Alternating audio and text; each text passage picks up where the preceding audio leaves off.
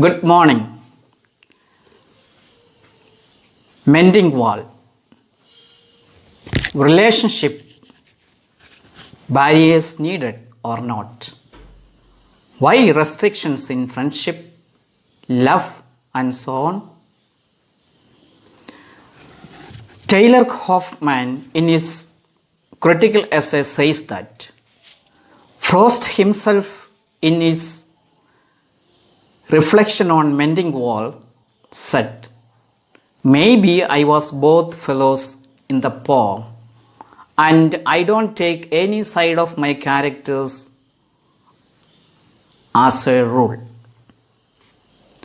From this, it is so very clear that, or it is crystal clear that Frost is not the narrator or the speaker and the neighbor. Mending Wall is an autobiographical poem too.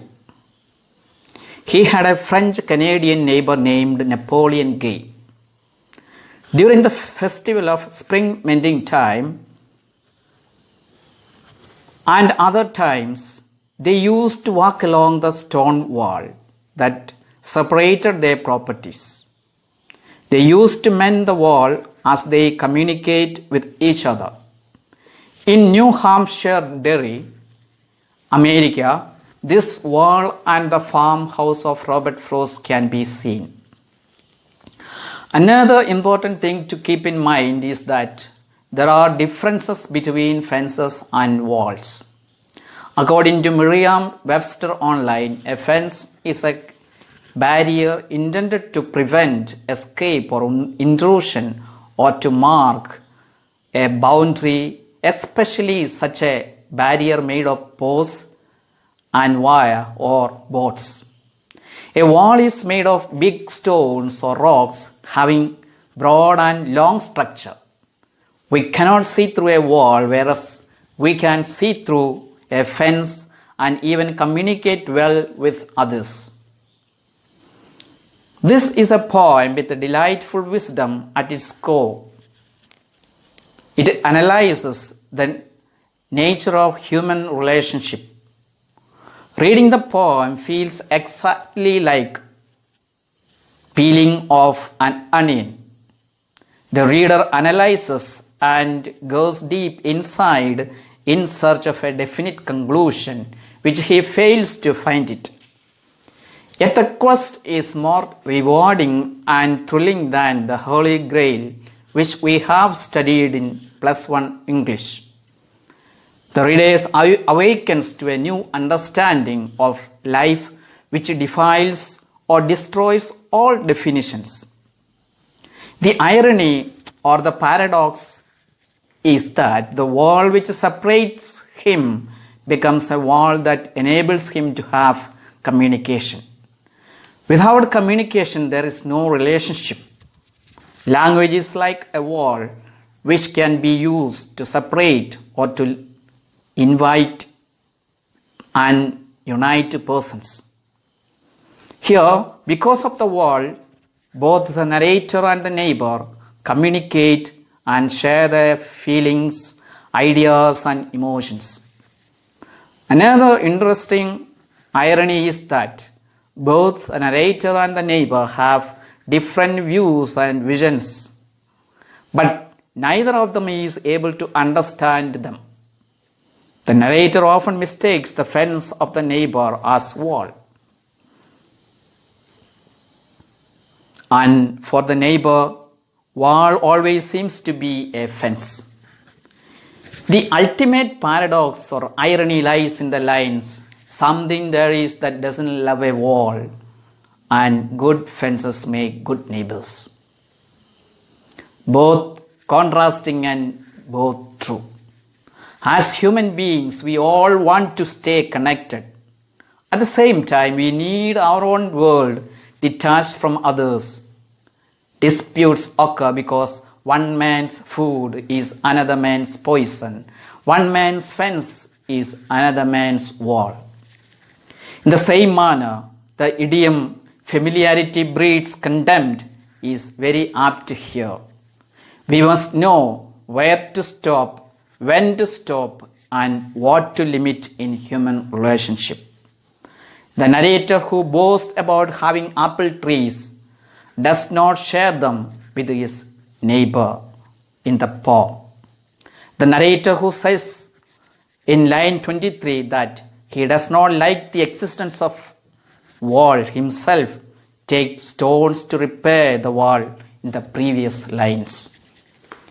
The wall remains or represents both the physical detachment of people in society as well as their psychological need to remain private.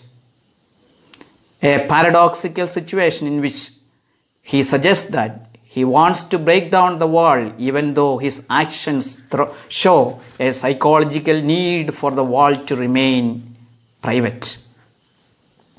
James Potter writes that the narrator really favors mending the wall because every year he invites his neighbor to repair it.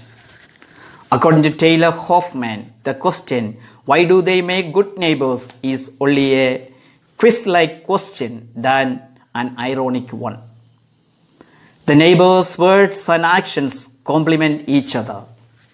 James Potter says that society and traditions expect distance with both physically and psychologically. Tradition is based on repetition. Thus the neighbor repeats again, good fences make good neighbors. The narrator is conflicted throughout the poem, but Frost ends by showing us that the tradition of creating barriers will continue. It is unnecessary to build a wall since both of them do not have cows. This statement of the narrator clearly indicates that the wall is being built by the neighbor. Even though the neighbor speaks about fences, in reality, he built the wall. He is a narrow-minded person. He is an ignorant person. Ignorant people are often stubborn and they are not ready to give up their beliefs and traditions.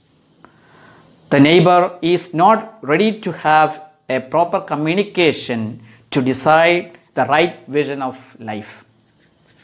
Even though the narrator is in a complex confusion, he pretends to be broad-minded. He appears to be modern and cultured, but towards the end, he fails to oppose the view of the neighbor that good fences make good neighbors. There is a distinction between the old generation and the young generation. The young generation totally want to do away or destroy traditions and beliefs and enjoy the glittering attractions of modernity. But the neighbor finds peace, security, and comfort in traditions and beliefs. The poem has 46 lines and has only one stanza. Throughout the poem, we can see the ability of Frost to use the American colloquial speech. If we write this poem on a paper and hold it 90 degrees to left, we can see a long wall having certain stones protruding above the regular wall. The last line of the poem, which is a proverb, good fences make good neighbors, forces the narrator as well as the readers to find their own meaning in different ways. Understanding, acceptance, and invitation are the key facts of this poem. In short, Mending Wall is a parable of tolerance. It is a poem of universal psychological complexes of man. We can see in it a lot of ironies and paradoxes and contradictions in it. The poet does not give any answer to the readers. He does not moralize anyone. He keeps a distance and presents an issue through two characters. The views and opinions of the narrator nor the neighbors are not of the poet. Taylor Hoffman quotes as Frost, who said on his reflection of Mending Wall that he is neither the narrator nor the neighbor. It was not his rule to take sides of the characters in his poem. The wall is good and bad. Frost purposely and purposefully keeps distance from the poem. He gives a powerful idea to be discussed by the readers. The readers must go deep into their mind and decide why good fences make good neighbors. We must decide what restrictions we must have in our different relationships. Life is a mixture of different relationships. There is relationship between persons, between husband and wife, between friends, between teachers and students, between modern social media and us. And to say, in short, in every phase of life, we can see a lot of relationships. Rudyard Kipling, in his acclaimed poem, If, mentions that if neither foe nor loving friends can hurt you, we should maintain our individual space in order to enjoy true freedom of friendship and love. We must never allow others to manipulate our personal space.